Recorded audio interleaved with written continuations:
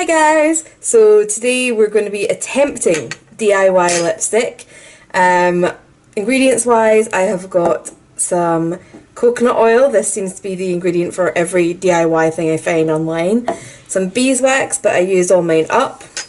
Some wooden cocktail sticks for stirring all the ingredients together.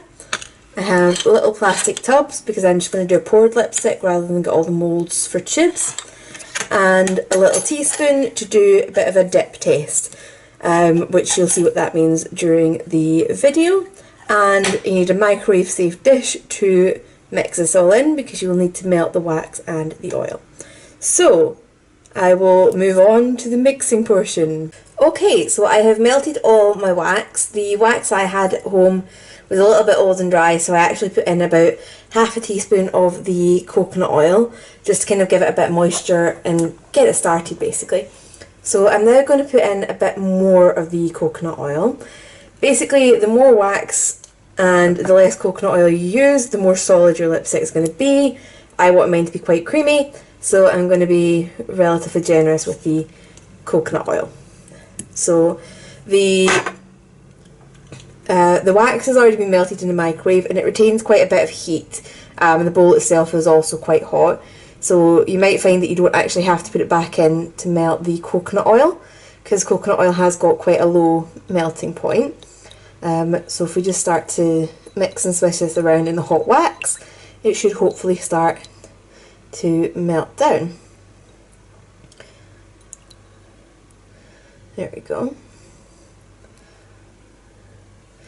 Now, coconut oil isn't the only oil that I'm going to add. I am going to add my sweet orange oil just so that this has a bit of a scent to it as well, or at least it'll have a bit of scent to it if this works out. Now, you could add any kind of oil you wanted. You could go and get like the oil tablets from the chemist, like the vitamin E ones, which would obviously give like a bit of a skincare benefit to this. But I'm just going for the orange oil to give it a nice scent. Now I've got one stubborn bit of coconut oil that does not want to melt away there. Now, quick trick I learned is that if you get a metal spoon that's obviously kind of cold, and if you tap that in, you will then get this substance to harden quite quickly and get a better idea of what the finished texture is going to be. Now that is quite hard and dry, so let's go in with quite a bit more of the coconut oil. And I'm now, fingers crossed, that I've actually got enough coconut oil left in my little tub. I should do. If not, we'll move on to olive oil.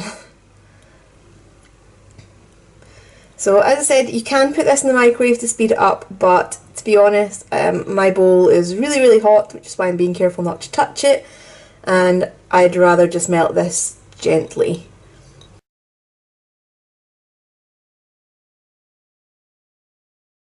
Okay, so now that I've got my base and I'm happy with it, I'm going to start adding in colour.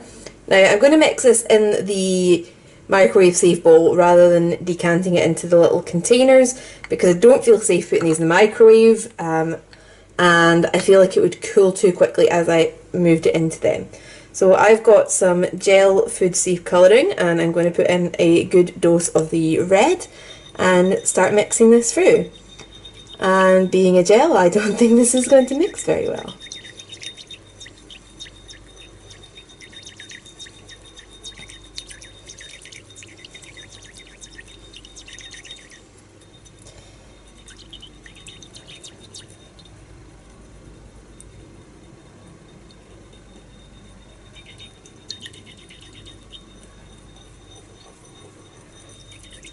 This is not mixing well at all.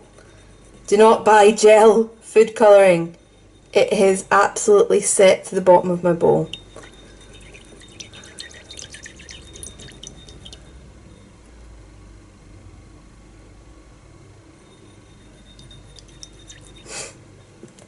Let's try another colour in case it was just the red, but I doubt it.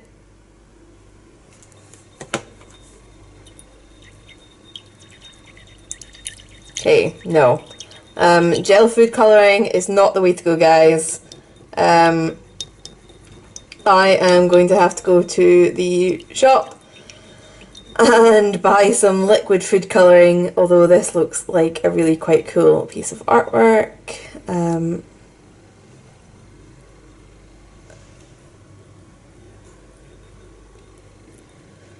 Let's make it more of a heart. Why not? Let's do something with our fail. Okay. So let's call fail on that. And I will be back once I can get liquid food colouring. Okay, we're back and I have remelted my base. I scraped some of it into this plastic bowl just because I figured it would be easier to handle when it was out of the microwave. And I just want to show you, bizarrely, the gel food colouring is still in its gel state in the bottom of that bowl, so that's a little bit odd and makes me a bit wary of that. But we now have our traditional liquid red food colouring, and I am going to go ahead and add that in. Unfortunately, I could not, for the life of me, find black food colouring. Now, that seems really odd to me, considering that it's October next month, we've got Halloween coming up, and I kind of thought that, you know, that would be in a bit of demand currently. So again, this isn't mixing as well as the internet led me to kind of believe that it would. It seems like it's mixing on the bottom of the bowl and not on the top. Let's just pour in a little bit more and basically saturate it. Oh, that's solidified with the wax. That's actually disgusting looking. Now the question is, will it mix with that wax, or will it just kind of mix separate to it? Because they do seem to be staying very separate to each other.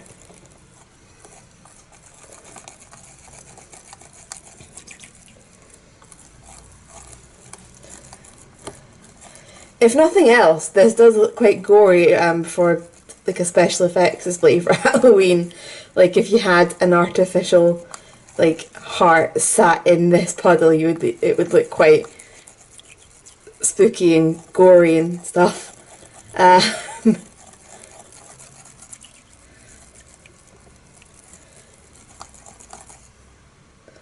mean,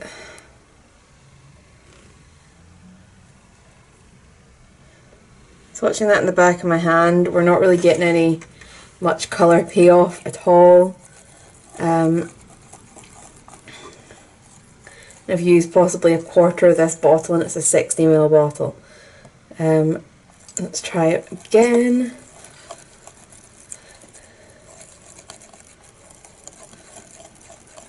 And again, the wax is solidifying. I am going to give this a zap in the microwave kind of all together, see if that's going to solve anything. Okay, so that actually started to boil in the microwave, which was a little bit disturbing. You can still see little bubbles kind of coming up and popping here and there. And looking at the edges, we still have this kind of separated two layers. So the more dense liquid's on the bottom, the less dense liquid is on the top, which bizarrely means that the food dye is more dense than the wax and oil, which seems backwards to me. But let's see if this is any way or shape more uniformly pigmented. I would say it's a little bit. I mean, we're now getting a bit of a kind of glossy stain, but we are now kind of this far down my bottle of food colouring, and we only have about 20ml left. So let's just chuck the whole lot in. If it doesn't work at this point, I will be currently declaring this a fail, but I will also be going online and buying different types of wax. I'm beginning to doubt that what I had was still good, but if nothing else from this video, we have learned that gel food colouring sucks for this. And make sure that you have a good quality fresh wax. So I know there's a few other different types of wax that you can use as a base for things like this. I just didn't have access to any where I live,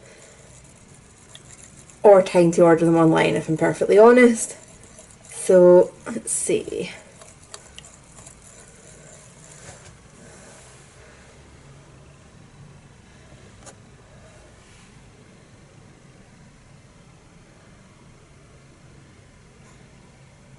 I mean, it's something.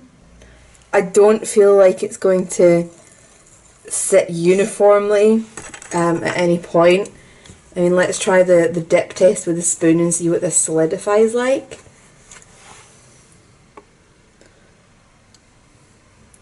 Okay, yeah, absolutely not. Not what we are looking for at all.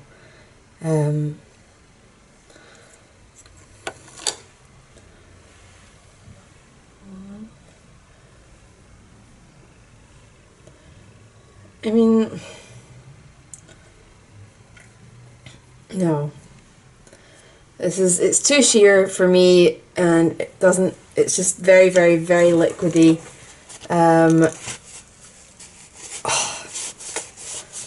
I'm declaring this one a fail for now, guys. We have this kind of greasy top layer, and then when you kind of scrape that away, you've got just the liquid food colouring underneath.